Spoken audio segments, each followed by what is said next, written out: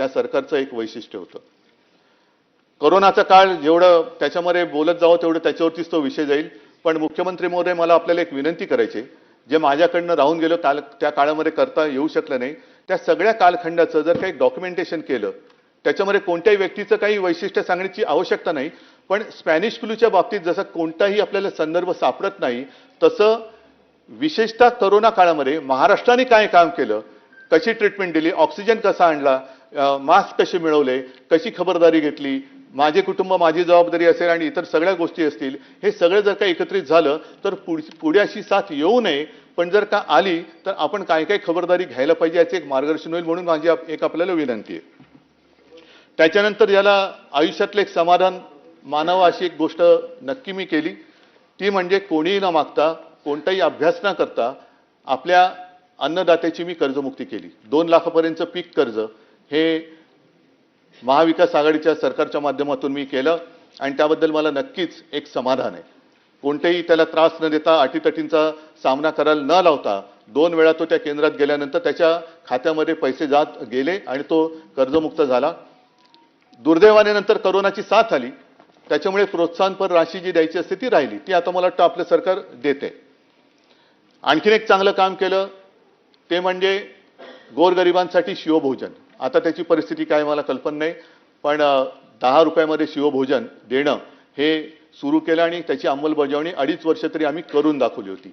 अशा अनेक गोष्टी केल्या आणि कोरोनामध्ये सुद्धा संपूर्ण हाहाकार उडालेला असताना कुठेही आपण महाराष्ट्र थांबू नव्हता दिला. शेतकऱ्यांची कामं तर सुरू होतीच, परंतु परदेशी गुंतवणूक सुद्धा उद्योगधंद्यामध्ये आपण आणली होती, MOU पण झाले होते आणि काही गुंतवणूक प्रत्यक्षात आली सुद्धा होती. कोणतेही असं क्षेत्र नव्हतं की जिकडे महाराष्ट्र थांबला होता. अगदी हिंदू हृदय सम्राट शिवसेना प्रमुख समृद्धी महामार्ग तो सुद्धा आपण त्या काळामध्ये सुद्धा चालू ठेवला. मुंबईचा कोस्टल रोडचं काम सुरू ठेवलं, अटल सेतूचं काम सुरू ठेवलं, मेट्रोचं काम सुरू ठेवलं. कोणतेही काम त्याला आपण बंद केलेलं नव्हतं, ते चालू ठेवलं होतं आणि कुठेही पैशाची कमतरता असताना सुद्धा पैसा कमी पडू दिला नव्हता. मला असं वाटतं हे एक माझ्या आयुष्यातलं एक सर्वात कठीण काळातलं कठीण काम होतं आणि काही गोष्टी ज्या केल्या त्याच्याबद्दल मला नक्कीच अभिमान आहे की मी मुख्यमंत्री असताना आपल्या राज्यामध्ये मराठी भाषेची सक्ती, मराठी भाषा सक्तीची केली. आपल्या मातृभाषेची, आपल्या ज्या राज्यात राहतो, आमचा दुसऱ्या कोणत्याही भाषेबद्दल काही आकस नाहीये, पण प्रत्येक राज्याला जर त्याची भाषा दिलेली असेल तर त्या राज्यामध्ये ती भाषा ही आलीच पाहिजे, म्हणून आपण या राज्यामध्ये मराठी सक्तीची केली. त्याबद्दल मला एका गोष्टीचा नक्कीच अभिमान आहे. आणि इतर जी 2 कामं आहेत ती मुख्यमंत्री महोदय, मी परत आपल्याला विनंती करीन की एक मराठी भाषा भवन आणि चौपाटीला आपण मराठीचं रंगभूमीचं दालन हे करायचं आपण ठरवलं होतं. ते एक त्याच्याबद्दल सुद्धा आपण जर का काही केलं. आणि वरळी डेअरी आहे तिकडे जागतिक दर्जाचं एक पर्यटन केंद्र, मुंबईच्या पूर्व किनाऱ्याला सुद्धा एक पर्यटन केंद्र, अशी अनेक कामं, अनेक गोष्टी आम्ही त्यावेळेला केल्या.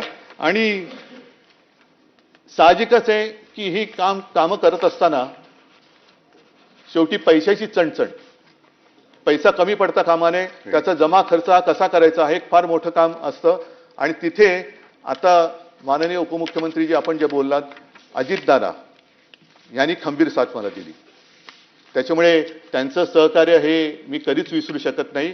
आणि तो जो स्नेह आमचा वाढला तो त्यामुळेच वाढला कारण चांगल्या कामाला कधीच अजितदादांनी, म्हणजे तेव्हा काही जण तक्रार करत होते की अजितदादा आम्हाला पैसे देत नाहीत, आम्हाला निधी देत नाहीत, परंतु माझ्या आठवणीत तरी अशी कोणतीही गोष्ट नव्हती की एखादं चांगलं काम आहे आणि त्याला दादांनी आडकाठी केलेली, असं कोणतंच काम नव्हतं. त्याच्यामुळे मला खास त्यांची आज आठवण तर येते, कारण या सगळ्या जो काही कालखंड आहे त्याच्यात ते एक मजबूत खांबासारखे माझ्यासोबत उभे राहिले आणि इतरही माझे सगळे मंत्री त्यावेळेला सोबत उभे राहिले. त्याच्यामुळे त्यांना सुद्धा मी धन्यवाद देतोय. आता साहजिकच आहे की या विधान परिषदेचं जे काही महत्त्व आहे, त्या विधान परिषदेच्या महत्त्वाबद्दल मी मुद्दामून का सांगतोय, कारण हे सभागृह हे वरिष्ठ सभागृह, वरिष्ठांचं म्हणजे त्याला जर का विधानसभेमध्ये एखादी गोष्ट घाई गडबडीमध्ये मंजूर झाली तर त्याचा पुनर्विचार करण्यासाठी हे सभागृह निर्माण करण्यात आलेलं आहे.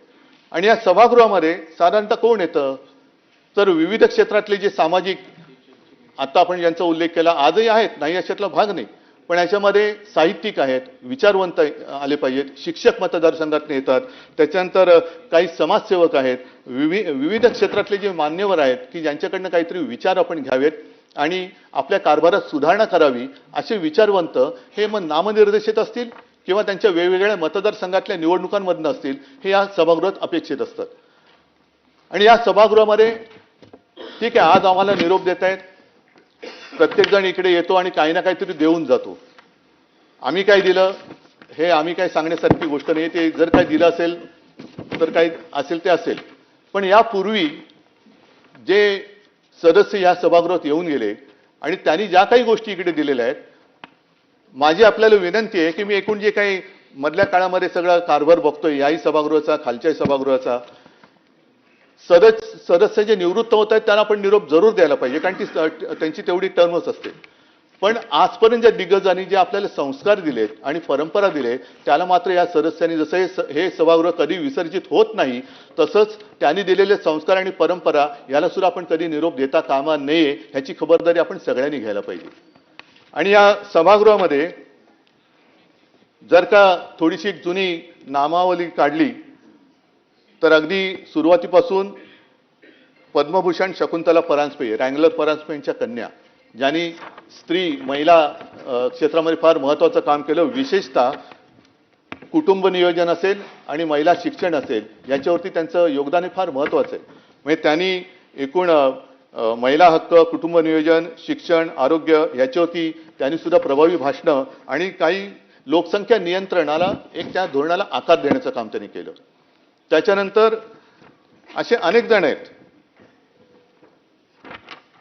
विस पागे हे सुद्धा सभापती होते आणि त्यांनी रोजगार हमी योजनेचे ते जनक, त्यांनी सुद्धा ती योजना दिली. म्हणजे असं कोणी, सगळेजण काही ना काहीतरी आपल्याकडे देऊन गेलेले आहेत. स्वातंत्र्य सैनिक होते ते आणि या परिषदेचे पहिले दीर्घकाळ राहिलेले ते सभापती होते. त्याच्यानंतर एक थोडंसं वेगळं उदाहरण मी आपल्याला देणार आहे, ते म्हणजे विठ्ठलराव हांडे, विरोधी पक्ष नेते होते, शेतकरी कामगार पक्षाचे. आणि इगतपुरीचा प्रसिद्ध जो लढा होता तांदळाचा, कारण हा वाद जुना आहे, त्यावेळेला ते राज्याची एक मांडणी होती, त्याच्यामध्ये गुजरातला शेतकऱ्याच्या तांदळाला जास्त भाव मिळतोय आणि माझ्या महाराष्ट्रातल्या तांदळाला कमी भाव मिळतोय, म्हणून विठ्ठलरावनी लढा उभा केला होता. आणि ते विठ्ठलराव या सभागृहाचे विरोधी पक्ष नेते होते. मी विठ्ठलरावांची आठवण का काढतोय, कारण विठ्ठलरावांकडे सुद्धा पुरेशी सदस्य संख्या नव्हती. आपण रेकॉर्ड जर का माझं मी बोलत असेल तर मला बरोबर करा, आणि जर बरोबर